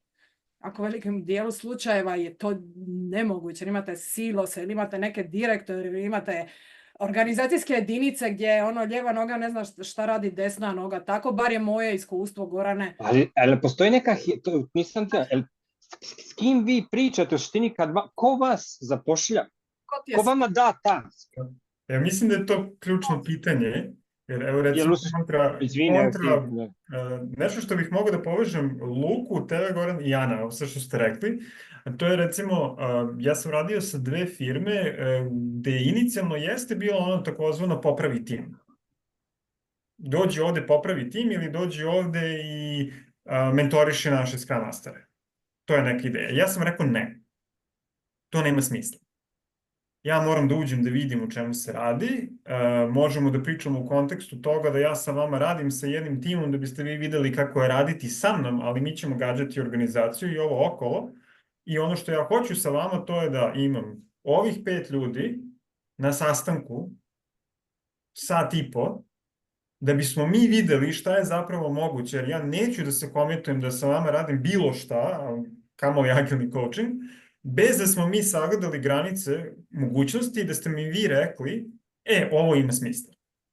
I tako sam recimo sa jednom američkom kompanijom radio, ja sam rekao, ok, znači vi imate distribuirane timove od kojih je Scrum Master u pacifičkoj zoni i ima 2 sata preklapanja sa većinom tima koji je u centralnoj evropskoj zoni, a frontend developeri su vam u Belorusiji. Ok, taj setup, recimo koji je outsourcovan, jeste vi spremni da menjate outsourcing ugovore? Ko je za to zadužen? Evo, ja ću raditi u timu gde vam je 1/3 tima na outsourcing ugovorima. Mi možemo tu nešto da menjamo ili ne možemo i ko je za ovo zadužen? I onda oni meni pričaju, onda smo mi pričali koji su limiti zapravo toga što oni hoće i kako hoće i da li ja uopšte hoću da radim. Ono što se meni dešavalo to je da ako ne uspem da okupim 3-5 ljudi koje sam ja tražio, koji nemaju vremena za sat i po radionicu na ovu temu, ja im kažem doviđenja. Ako vi nemate vremena, to nije problem koji vi želite da rešite i to nije problem koji ja želim da rešim sa vama. Sa druge strane, evo skoro radim sa jednom bankom gde se baš desilo Gorana ovo što si ti rekao. Znači, u ovom slučaju to je iz centrale, centrala je uradila agilno i ona je rekla, ljudi, posložite se. I to je rekla, posložite se, ovog i ovog datuma krećemo. Gotovo, nema ništa. Sad, šta sam ja tamo radio? Ja tamo uopšte nisam prodavao agilno, jeli? Ni na koji način. Oni su procese već jako dobrim delom uspostavili, uloge, sve to stoji. Ono što je tamo falilo jeste onaj ljudski kulturološki moment. Kako se ovo zapravo koristi i kakve su relacije između ljudi u ovom novom sistemu kojima je ljudima nepoznat. Jer oni su prosto došli iz jedne žestoko hijerarhijske strukture i neko je uzeo i nametnuo je matričnu strukturu organizacije i onda im rekao, ej, ti što si menadžer, sad nisi menadžer, sad si product owner, a ti si sad Scrum Master, a ti si ovaj. I ljudi su nesnađeni. To je, mislim, tipična transformacijona uloga i te uloge nisu dobro iskomunicirane ostatku. I onda smo mi dobili jednu organizaciju u kojoj niko ne zna za šta može da se osloni, na koga i komu je šef. I to je bio problem koji sam ja tamo rešavao, odnosno rešavam i dalje i to je ono čime se ja bavim sa njihovim pre svega agilnim coachovima, odnosno transformacijnim timom, ali i širim stakeholderima. Znači, pričamo sa ljudima koji su u ostatku kompanije, zato što to prosto bez njih ne može. I mislim da je ovo jedan od ključnih aspekata koji mi nismo dobro integrisali kada radimo. To je, postoje li uslovi ovde i da li sam ja pričao i da li imam ključne alijanse i partnerstva u organizaciji da bi ovo moglo da uspe. I ako ne može da uspe ono što bismo mi svi voleli, to je agilno na ne znam kom nivou, jeli, šta jeste moguće i da li je to klijentu ok? I da li je meni ok? Da li je meni ok da dođem i da, ne znam, korporaciju koja je samo za profit i menja ljude, da je učinim efikasnijom primjenom Kanbana? Da li ja to želim? To je prvo pitanje. Jeli? A drugo pitanje je da li, i da mi to traže da ja to želim, da li to može u uslovima koji su dati i da li su ti ljudi spremni da plate cenu u vremenu, u resursima, materijalu, bolu, u čemu god. I jesam li ja kao profesionalac to proverio pre nego što sam rekao da, evo potpis, dajte vi meni pare, jel da ja radim ovo. I mislim da taj deo, ovo nije ništa novo u svetu konsultinga ili u svetu coachinga, pa ni u svetu psihoterapije. Mislim, ovo nije, ja bih rekao, evo možda Bogdan da kaže možda više o tom svetu psihoterapije, ali to je onaj vic na kraju. Jel? Koliko treba agilnih coacheva ili psihoterapeuta da promene sjelicu, jedan ako sjelica želi da se promeni. Jel? I sad, ko vam je kriv ako ste krenuli da menjate sjelicu koja neće se promeni i potpisali ugovore, jel, da ste vi za to odgovorni. Mislim, mi smo u tom slučaju krivi i mi u tom slučaju treba da prekinemo. Jer recimo ono što sam ja dobio iz profesionalnog... Pa to, kako ti smatraš sebe tu krivim? Izvini što upadam. Ne mislim sad šerovanje krivice, nego jednostavno kad znaš tačno gde je krivica, tu je u suštini i uzrok, ali to ne vidim tebe kao koji implementiraš nešto, nego tamo da se to prihvaća. Da li je taj team member ili koji god koji nema executive power ne može iz nekog razloga objektivno da sažvaka to ili da prati ili ne zanima, to je možda jedna stvar ili jednostavno neće, ali opet taj team member, ako je ta priča od početka sa stakeholderima koje si ti okupio i oni su složili da će ti to da implementiraš, je veoma zamjenjiv. Tako ne razumim kako gde je tu tvoja krivica? Pa ne bih, ja bih rekao da ono zašto smo mi odgovorni, ne bih hoćete koristio termin krivica ovde. Pa kao kriv. Ono zašto smo mi odgovorni ovde jeste proces, odnosno dizajniranje procesa i da pitaš ljude koje trebaš da pitaš i da je njima jasno u što se ulazi, jeli?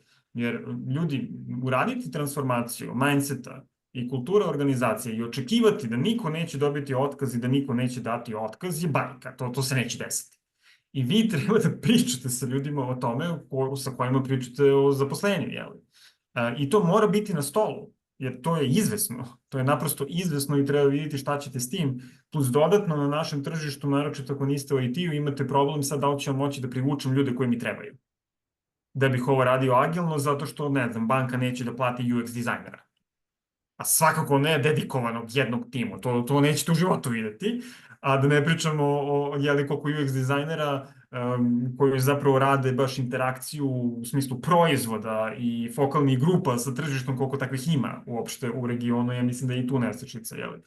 Ali to je nešto za što ja smatram da smo mi odgovorni, da kažem, ti hoćeš ovo i mene si unajmio za to. za to su ti potrebne ove stvari, da li ti to imaš i koje ograničenja ti imaš, a ja ne vidim, jer ja ne razumem tvoje tržište, na primjer. Jer ja sam sada pričao sa nekim organizacijama i ja vidim da oni sa tržišta nisu ugroženi, drugi su itekako ugroženi konkurencijom. Pogodite gde je lakše uvesti agilno. Jel? I gde ide glađe i gde se ljudi ne pitaju. Nego prosto, čoveče, ovo je da li će organizacija preživeti ili neće i tu nema pitanja ovo što ti gore kažeš, ma nije me niko pitao, došlo je od gore, ima da se radi, uklapaš se, ne uklapaš se. Ono što ostaje, to je taj neki, ja bih rekao, koliko je human taj pristup, uklapaš se, ne uklapaš se, da li smo ljudima... A ne, nisam baš te tako zvuči kao neki nacista, shvataš, koji sad tamo ide šiba ljude i mine, nego sam više bio u procesu, jednostavno činjenica da ako neko neće da radi, mislim, na fin način sve...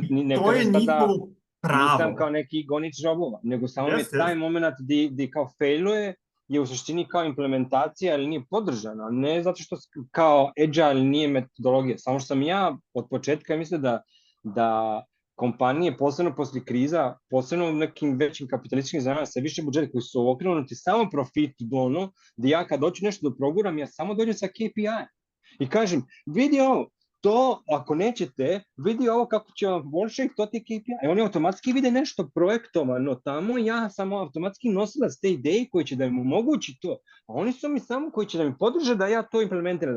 Ja nisam neki kao koji će sada gazi preko ljudi, nego ćemo napraviti to sve što može ljudski je najnormalnije. Ali stvarno, ako ja treba nešto da završim posao, nešto što mi stoje na putu, ne može stoje na putu.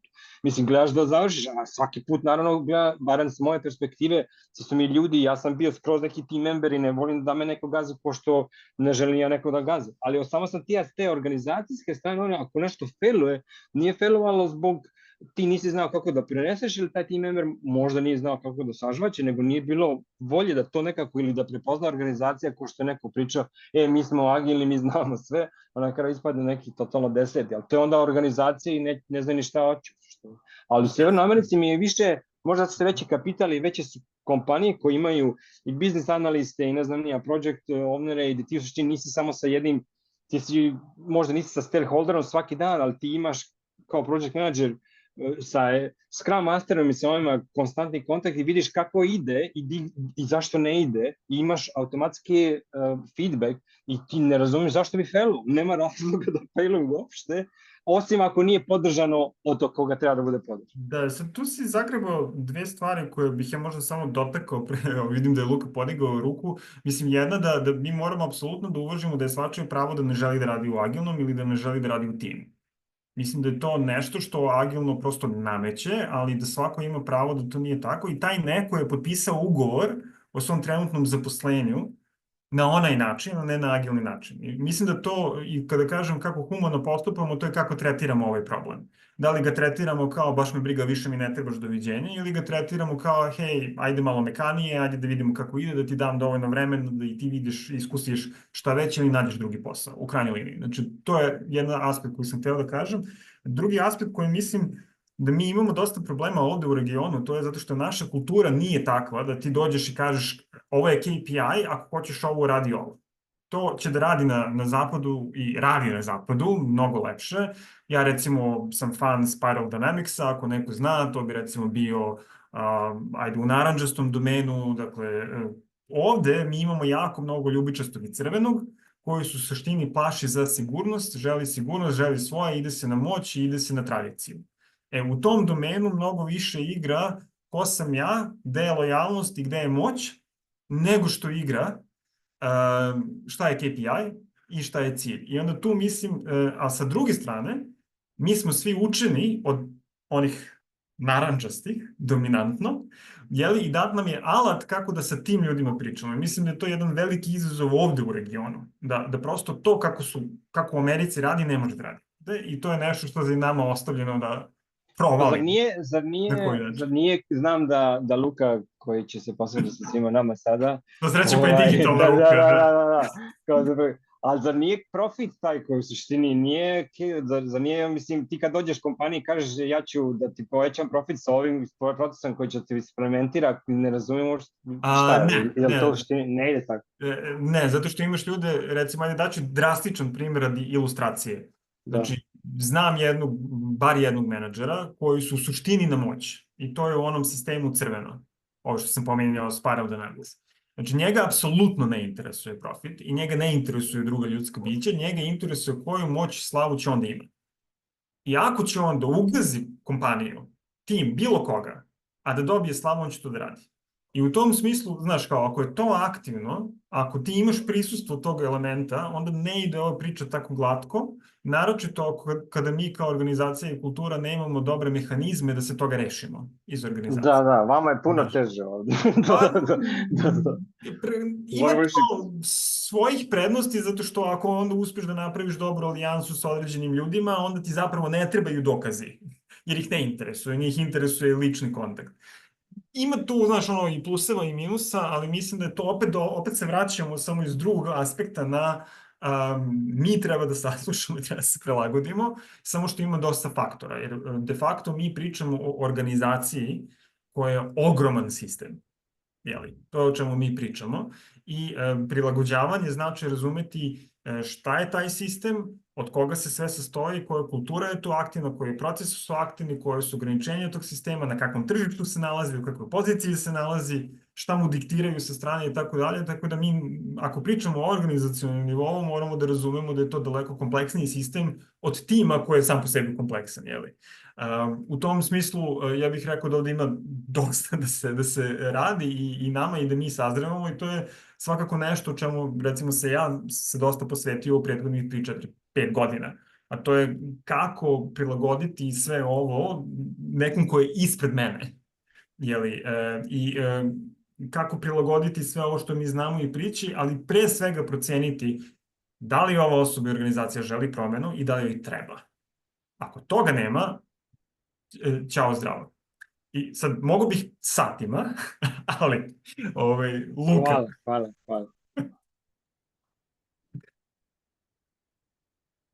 Ja bih mogao satima da te slušam, jer mi je ovo jako interesantno, ali htio bih se vratiti na nešto čeg ste se dotaknuli i ti i Ana nešto ranije, a to je contracting faza sa klijentom, gdje s jedne strane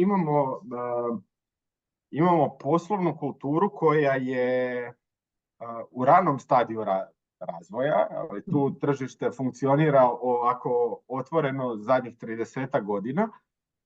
To je s jedne strane ili sa druge strane tu si globalno u lancima vrijednosti, mi smo tu ta neka Bjelorusija, Indija i znaš, nismo centar, nego smo negdje na repu i nama se outsourcuje puno toga. Pa i ti kupci s kojima pregovaramo o angažmanima imaju često jednu ili dvije barem stepenice iznad sebe, tamo negdje u prekooceanskim zemljama gdje je kapital i gdje je bitno ovo što Gorana reče, kakav se tu profit ostvaruje. A njemu je bitno da on izvuče maksimum utilizacije resursa ovdje. I znaš, onda u toj situaciji dosta nezgodno i zapravo je, rekao bi možda i dobro da se tu ulazi u te političke pregovore, da se na toj razini dogovara. Ali ono što se meni pojavljuje često kao problem je kao evo, pričamo već sad i po vremena, nismo jednu dosta važnu stvar spomenuli, a to je da s agilnošću ulazimo u kompleksne sustave. Znači, ne idemo da agiliziramo zabijanje Excela u dasku. Znači, s jedne strane ulaziš u kompleksan sustav gdje imaš puno uncertainty-a, a sa druge strane ovaj tvoj counterpart u pregovorima te traži, koje ćeš ti, dakle, nakon 15 minuta prvog sastanka tražite, koje ćeš ti nama rezultate donijeti kroz mjesec, kroz 3, kroz 6 i kroz 12, ako te sad angažiramo. I onda se nalaziš u nezgodnoj situaciji da mu kažeš, druže, ali ja ne znam koje su polazične vrijednosti da bi ti mogao reći ovo možemo dići 20%, ovo ćemo spustiti 13%, ovo ćemo ovako, ovo ćemo onako. I tu je dosta, tu mi se dosta čini da dolazi do neke frikcije. Ja sam se nedavno, sad sam na ovaj meetup sam došao sa sastanka sa klijenticom s kojom smo počeli raditi prije 2 mjeseca, koja je sad bila 2-3 tjedna na godišnjem odmoru, gdje ona nas je angažirala jer ju je bolilo. Organizacija ju je bolila. I nju je trebalo pitala je šta možete napraviti. Ok, prvo tu ide neki komfort, kao fini smo, dobri smo, dragi smo, a sa druge strane nama trebaju 2 mjeseca da napravimo discovery, da vidimo da prođemo kroz poslovne knjige, da sjednemo sa svima u firmi, da snimimo poslovne procese i onda možemo pričati o tom. Jel može tako? Može. Zašto? Zato što ste mi dali nadu u pozitivnu promjenu u perspektivi. I pristajem da se okladim na vas. Dali ste mi mi smo njoj dali osnov da ima neko povjerenje, ona je odabrala da se okladi, jer to je u kompleksnosti smo na terenu oklade.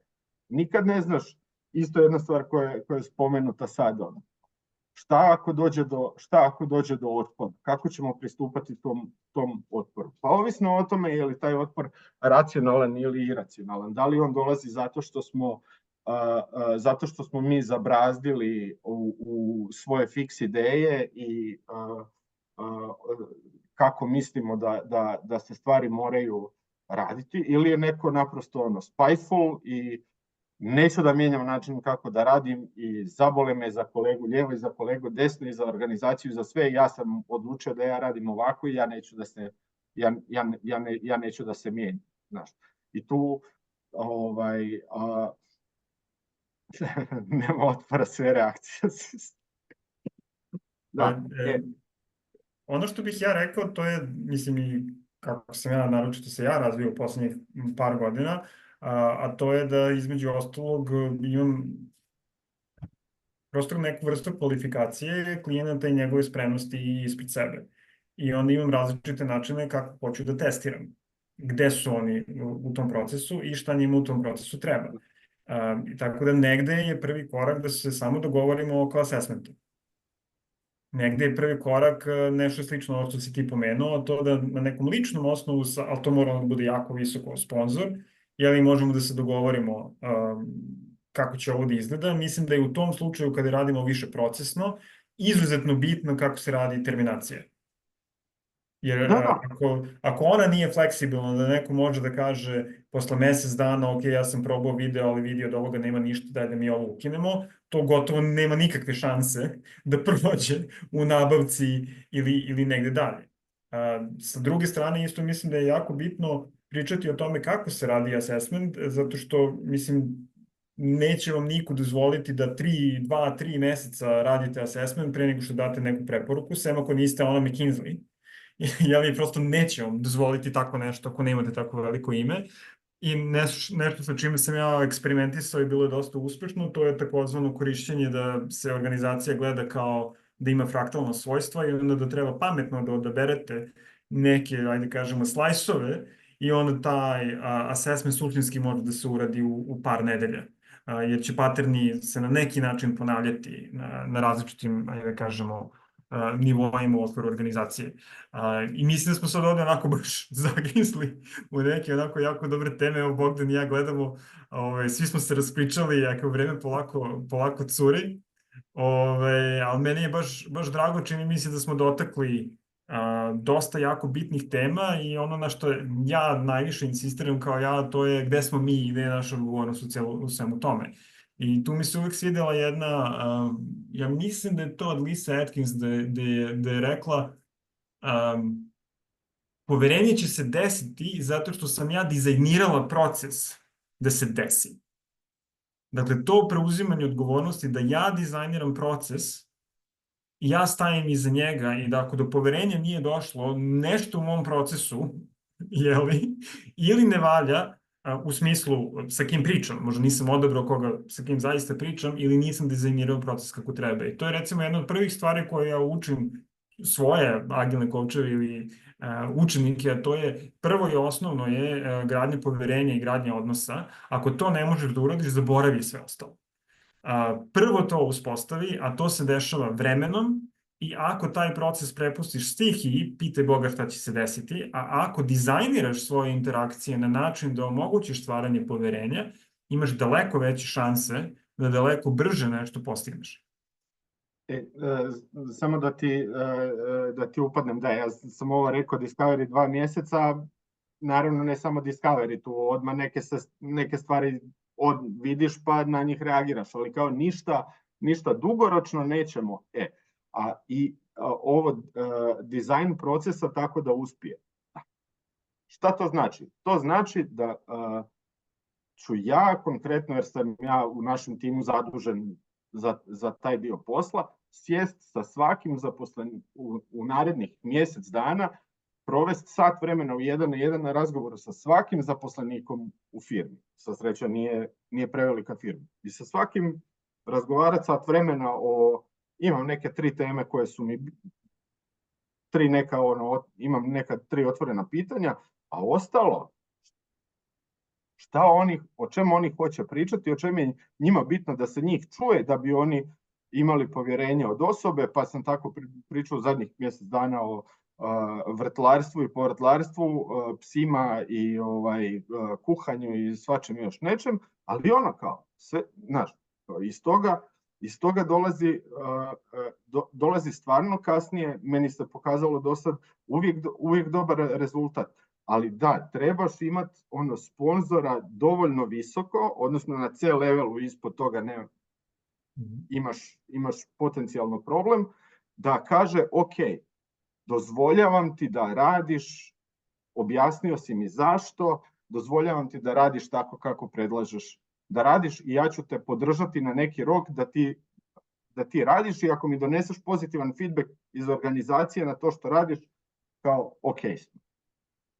Ja bih te rekao, za rastanak bi te izazvao da budeš efikasniji u tom procesu. A daću ti mali primer. Recimo, ja imam u posljednjoj organizaciji koju sam radio, imao sam 17 15-minutnih intervjua. Gledao sam 4-5 sastanaka i znači dinamiku, ne samo jedan, nego dinamiku koja se dešava u različitim grupama i između različitih grupa. I gledao sam zajedno sa još nekim artefakte. Bonus šeme, organizacione šeme, backlog, user story i tako dalje. To je moguće raditi za 2 nedelje, nedelju dana ili 2 nedelje. I iz mog iskustva nađeš paterne i oni se stalno ponavljaju. I šta god da sam video u narednih 2, 3, 5, 6 meseci, uvek upadne u pattern. Dakle, i to može se raditi efikasnije, ali mora se vrlo pametno odabrati sa kim i kako, i mora se raditi sa organizacijom. Ne ja sam stručnjak pa ću vam reći, nego moram zapravo da pričam šta mi treba, kako dizajniram, i na kraju je recimo tog procesa je jako bitno kako će se stvariti informacije. I to je sad neka, engleski termin je co-sense making koji sam ja naučio, ne znam šta bi bilo na našem jeziku, ali to je recimo što vi duže radite assessment i što je kompleksnija tema i što je nalaz veći, to će biti teže da drugi ljudi apsorbuju. I onda će biti vaše, a ne njihovo. I dolazimo do prvog problema otpora i tako dalje i tako dalje. I onda smisliti kako da je ovaj proces ko-kreacije, pa čak i co-assessmenta koji ćete vi de facto voditi, jeste nešto što je, bih rekao, jako bitno. Sad, ovdje već dolazimo do toga, 18 minuta do kraja, mislim da su teme stvarno jako dobre. Ono što ću ja sad bezobrazno da iskoristim, to je da izreklamiram kura se Bogdan, kao Zeka se setio da nešto proba da proda, pošto mi to tako notorno loše ide. Dakle, poslaću link, kao što sam rekao, dakle, jeste ciljano za agilne coacheve, pre svega za transformaciju, i koristi se jedan način kako stvari da vodimo ovaj proces. kako ide, dakle kako da dizajniram proces, kako se ovo dešava. I zapravo je mentoring program koji traje 3-4 meseca, 3 meseca u stvari. Poslaću vam link, tako da ne bih mnogo dužio o propozicijama. Mislim da je mnogo bitnije da ste me čuli, iskusili, videli, pa ako hoćete doći ćete. Ono što ću reći, apropo ovog našeg, evo i Bogdan, hvala za link, apropo onog Agile je mrtav, morat ćemo da se presložimo i tako dalje. Evo neka najava, prva ovde zvanična najava, da ću ja polako krenuti zapravo da se usmeravam više na Enterprise, na neke druge modele, tako da ako želite da radite sa mnom u smislu kao agilni coach, krenite da grabite karte, pošto u suštini ja idem ka tome da verovatno sledeće godine ću imati poslednje kohorte ovog tipa i verovatno ću uzimati samo da radim 1 na 1 sa ljudima koji su spremni da recimo godinu dana posvete da bude u ozbiljnom mentoring procesu.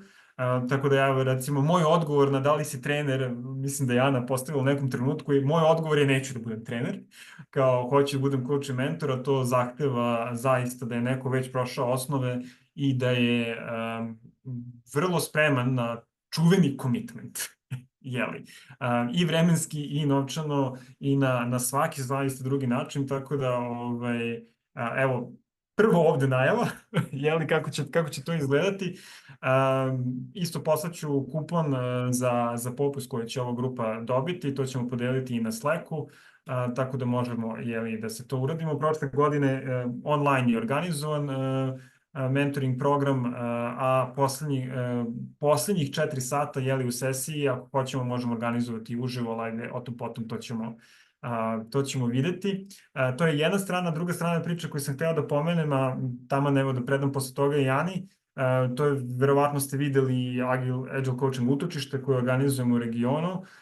Ana Ozren i ja malo pričamo o tome kako hoćemo to da uradimo i mislim da su neke od tema koje smo danas potegli i radionice koje bismo mogli bi jako lepo legle tamo, tako da, što se kaže, bacite oko na to dešavanje i voljeli bismo da vidimo, jeli, i nove ljude tamo, neke koji nam nisu se ranije pridružili, a ja bih naročito uživao da su ovakve diskusije, jeli tamo.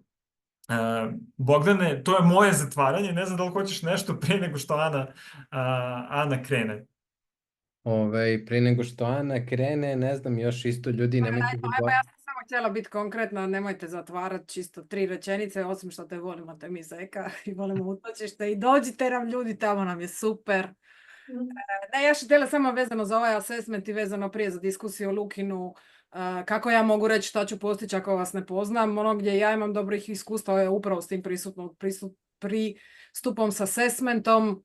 Mi imamo jedan mehanizam gdje radimo nekoliko dana, uđemo, dobijemo njihov commitment, tražimo određenu kategoriju ljudi, dakle razumiješ, ajmo reći, na početku ti neko pomogne da razumiješ organizaciju, obaviš niz intervjua i unutar tako nekoliko dana, ovisno o tome koliko ima timova, jako dobro možeš dobiti, upravo to namirisat smells, što si ti rekao, Zeka. Dakle, disfunkcije su disfunkcije uz ispravno postavljanje pitanja gdje ti doslovno loviš ko ribar po udicu pa će mi se na ovo uloviti sipa. I onda jednostavno kad ti imaš da, ne, da, u principu puno konkretnije, ovo što si ti rekao Luka, možeš reći u nekakvoj, ajmo reći, mikrofazi sljedećeg, ok, šta je vama ovo su kritične stvari, šta je vama od ovoga najvažnije, možeš biti spremni i dati ovakav commitment, ok, mi mislimo da ste vi u stanju sa capabilityjema koje smo evo vidjeli unutar par dana u nekom periodu postići ovo. I onda možeš reći, ok, ajmo se sad dogovoriti o modelu rada. S druge strane, pristat na bilo šta, u smislu to da neko tebe traži, ajde ti sad nama reci, ili samo bez da se motaš, bez da samo gledaš, bez ičega, ja osobno mislim da nema šanse da ti njima barem na početku, odnosno nikako na početku, a pitanje je nakon koliko uopće nekog vremena i sudjelovanja si im u stanju reći, ok, ljudi, ono što smo mogli postići u assessmentu od 3 dana, sad ste mi dali više, pa možda imamo i konkretnije i drugačije. Tako da je čisto operativno. Teško se svi mislim, bavimo se ovim poslom, na svakakve klijente smo navikli i to što se rekao, Zeka, treba jednostavno naučiti, ko što mi njima kažemo, naučite reći ne, trebamo i mi naučiti reći ne u smislu nemamo silver bullet, ne možemo riješiti sav vaši problem i ne možemo vas pomoći ako se ne želite mijenjati. Šta god vi mislite. Da, ili nisam ja za vas, ima i toga. Između ostalog i to. I onda bi bilo puno manje lošeg Angela. Dobri ljudi, ja moram koliko god da ću biti sad negativac, malo da ovu diskusiju presečem. I opet, kažem, još jednom ima gomila nekih stvari koje treba pomenuti, gomila nekih dešavanja koje dolaze. Videli ste Zekin ovde trening, agile coaching, to je prva stvar. Zeko, kažem, da ne ostane u vakumu, imate i link.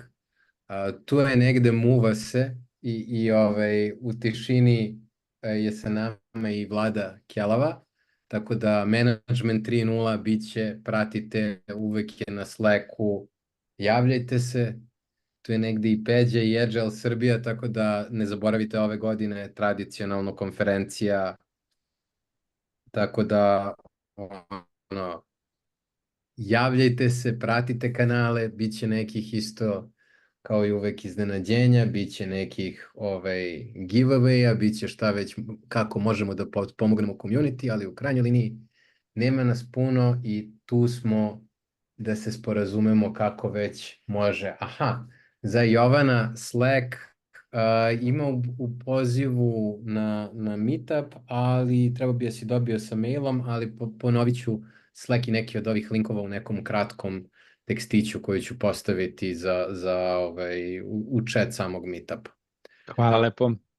Kod Slacka tehnički Slack je počeo mijenjati modele sudjelovanja, modele naplaćivanja, tako da ne znam da li smo ko community svjesni toga je li nam to neko ograničenje. Ja sam neki dan pa nema više historija i tako.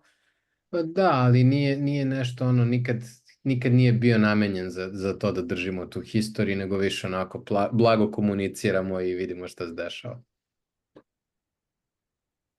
Elem, ljudi, ja znam da ću biti najomraženiji čovek dana, ali kao što rekao, svašta se nešto dešava, izgleda da Agile baš nije toliko mrtav, nije baš tu za parastos i ostalo, ali dajte da se vidimo i da pričamo malo više o tome. Budite mi pozdravljeni i vidimo se za 2 nedelje. Ćemo da organizujemo prvo ikad Game Board Jam gde ćemo da se družimo sa Nikolom i sa igrom Agilist. Tako da vidimo se 11. septembra onda, dobri ljudi. Ćao, evo imate pozdravi od Lenke koja mi malo pisala. Ćao. Pozdrav svima. Peđa, evo ja bih samo rekla, nisam prije vidjela, mi smo upravo nešto komunicirali preko LinkedIna, drago mi je da se vidimo i ovako uživo. Slažem se. Bićemo još u kontaktu ovih dana. Može.